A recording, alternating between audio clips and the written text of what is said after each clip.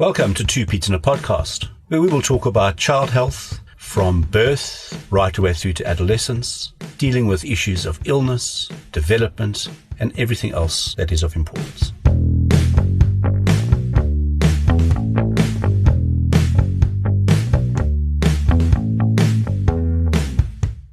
Hello everyone and welcome to Two Pete's in a Podcast. I'm Michael Platten and with me I have Simon Straw. Hi everybody. Today we are going to be talking about snoring. This is episode 16 and we're going to try cover this all in one episode. What we're going to cover is an overview of snoring, why your child is snoring, the treatment of snoring, medical and non-medical and surgical, and then also the warning signs and when you need to be worried that your child's snoring is a problem.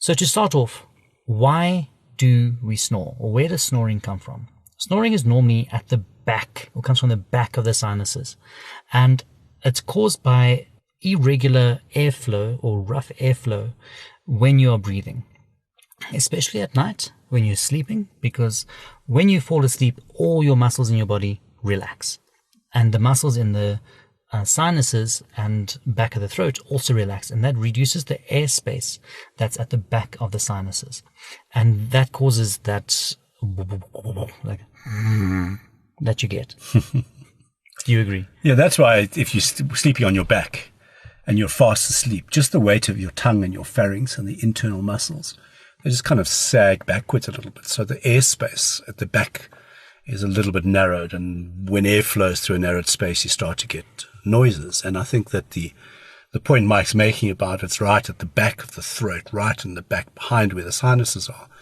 is that there are many different sounds of funny noises children can make. They make that bubbly, snotty, what we call stertorous, that's quite a cool word. Stertor, which is the upper airway snotty sound. And that is different from the stridor, which is the croupy sound, which is different from the wheezing, which is lower down. This is that, we all know what snoring sounds like, don't we? Well, can I tell you a funny story? This morning, my son said he didn't come and wake me up because he heard me snoring through the wall. Okay. So he didn't wake me up this morning. He waited until the snoring stopped and he came and fetched me. He didn't wake you because you were snoring. He Yes, woke you because he knew you were asleep. He knew I was asleep. Cute.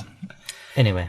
So in situations then when you have things that can obstruct the back of the throat. So we have tonsils at the back of our mouths, and we have tissue similar to that up behind our nose called adenoids. And those are glands. Glands, yeah, they're like glands. And these swell up when they're infected. They swell up when we're breathing in air that is we're allergic to or very dry, and our system is trying really hard. And when those swell up, that's when very often you'll get snoring at night. You're also going to get snoring in people who are overweight, because again, just the pressure of the weight and the around the back of the throat when they're lying on their back specifically. And also that any child who has any kind of abnormally shaped mouth or pharynx, and there's certain syndromes that do this. There are certain birth abnormalities that can do this, and these children snore a lot. So snoring is that noise at the back. It's caused by anything that's going to obstruct airflow. And most commonly what we see is it's from adenoids and tonsils, and those are driven by repeated infections or allergies. Just a point that if you look into the throat of a 2 to 3 year old, sometimes 4-year-old child, the tonsils always look big. And they don't necessarily cause any problem. And they're big because they're actually participating in the immune responses to infections. So just because the tonsils are big doesn't mean that they are causing a problem. And it definitely doesn't mean they need to come out. But they even if they are causing snoring, they don't necessarily need to be operated on. And I think with tonsils, we are really worried if they are red, angry, if they have pus on, if they're tender. Or if they're touching in the midline. Yeah. So if they're that large. Kissing tonsils. Yes. They're that large that you can actually see that they're obstructing it. Because if you've got adenoids, which are those other glands up behind the nose, if your tonsils are large, almost invariably the adenoids are enlarged as well. Okay, Mike. So let's say we do this and we're looking in and we have a child who is snoring. Perhaps what we should do is just let's have a look and say, what are the things about that are going to concern you? When are you going to go, hang on a second? I mean, for me, snoring is never normal. number one. Okay? A little bit of... In a child. In a child. Yeah. A little bit of snotty mucus, that's fine. But real snoring in a child when they're sleeping is not a good idea. Yeah, and that's sleeping in any position, whether they're sleeping upright, down, side, doesn't matter. Because in really bad situations, what you will hear is you'll hear a child snoring and snoring and snoring and snoring, and then they stop snoring. And then it's silent. And about 10 or 15 seconds later, you hear this. And then they start again. Yeah, so that's sleep apnea. That's obstructive sleep apnea, where your child is, whatever's causing the obstruction, whether it's the adenoids or the tonsils or anything else, is so severe that your child actually stops breathing and then changes position so that he or she can breathe again and make that kind of gasping sound to get air in. And that's not a good sign. Because what's actually happening is that the oxygen in the body is dropping down during that period, and the body has a backup mechanism of gasping to restart breathing. And it actually hits so low, the oxygen in the body hits so low that it has to initiate that. And that's what you're hearing when the child starts breathing again. Yeah. So if any of you or your husbands or wives have been for sleep therapy or sleep, that's what I want to say, been for, what's the word, Michael? They go for, go to a sleep clinic and you get monitored during your sleep, and they put a saturation monitor on you, and they say you had 26 episodes of obstructive sleep apnea through the night and your saturation levels dropped so badly, you better go and sleep with one of those masks on. You know, the CPAP mask. CPAP, yeah. Yeah, the CPAP masks. So this is what we're talking about. We're talking about obstructive sleep apnea. But we don't go and do that on children, in every child, and we certainly don't suggest they sleep with a mask on. Yeah. But what do we do? So I think the important thing before we go into what we do is, if the oxygen drops down, it puts more strain on the lungs and puts more strain on the heart. And that's the concern. Because the heart has to work harder to actually pump blood to the lungs to get oxygen. So over time, it's going to cause issues. So it's the duration. So what do we do? In terms of non-medical treatment, obviously we need to make sure that the child's airway is open, so nicely positioned. Normally say sniffing the morning air, like if they're sleeping. But if they're sleeping on the side, that's where we want. Not back sleeping. Definitely not stomach sleeping either. And we need to make sure that if they are having a snotty, runny nose episode, that the nose is as clean as possible so that there's no obstruction. Regarding the medical treatment, because the sinuses and the glands and the lining of the sinuses is all swollen and irritated, sometimes we would actually use an intranasal steroid. A steroid reduces the swelling over time. It's different to like the other decongestants, like the oxymetazoline that we've spoken about before. That reduces the swelling for about 6 hours, and as soon as the medicine's gone, it swells up again.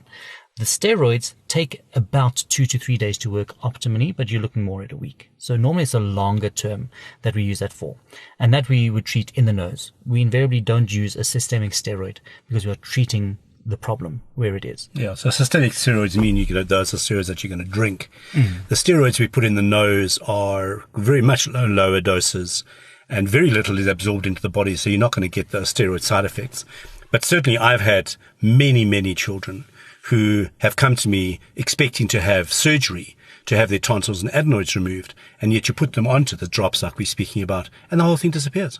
And if you can just, even if you have to do that occasionally from time to time through the years, as the child grows and everything just grows and the throat gets bigger, etc., the need to worry about surgery or stuff disappears because everything gets better. And if you're treating the root cause, so if you've identified that it's really allergies that are driving it because of the air you're breathing, and you're giving something to treat the allergies like these drops, well, then problem solved. Okay. So surgical management, we are looking at surgery if the medicine that we give does not work, and that is after a good trial, normally about a month. If there are issues with poor feeding, delayed speech, or poor growth in normally children over 3 years of age, because that means that their breathing is actually affecting their body. And we don't do the surgery.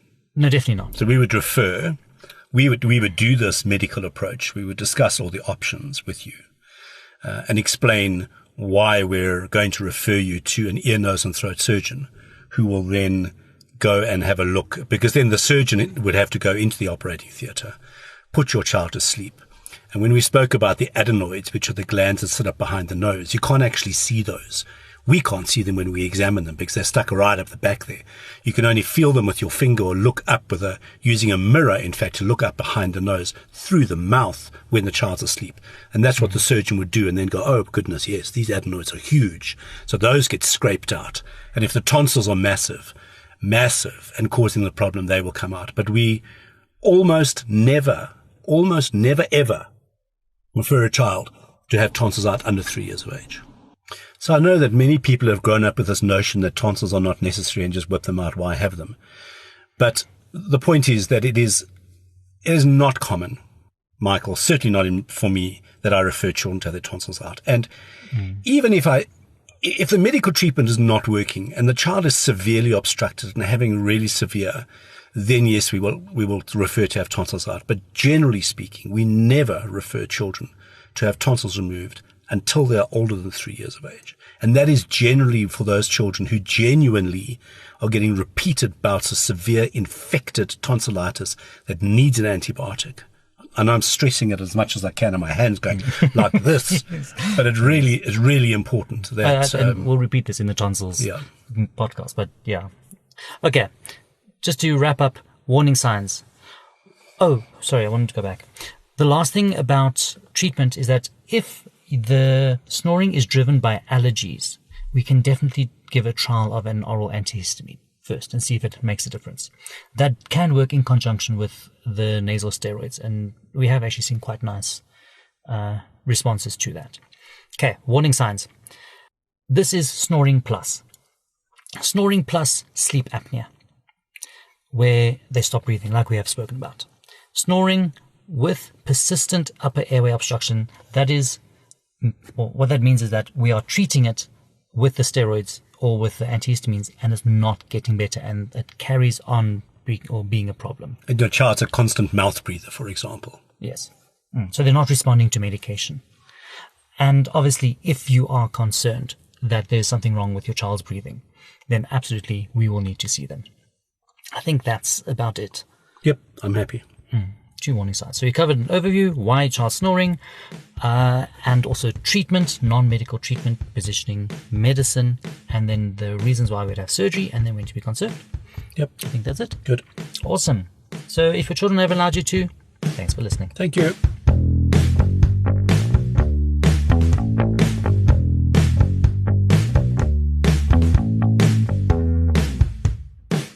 Thanks for listening. If you found this of value, please be sure to sign up to our email list at www.careforkids.co.za, and that's the numeral 4, and subscribe in your favorite podcast app or follow us on Facebook. At 2 Pete in a Podcast. At 2 Pete in a Podcast. TWO, not the numerical 2. This is our disclaimer. The information we have given you in this podcast is our own personal professional opinion. We're giving it to you for your own information. Please don't use it to treat yourself or to treat anybody else. Rather, go and see your own medical healthcare provider and follow their advice.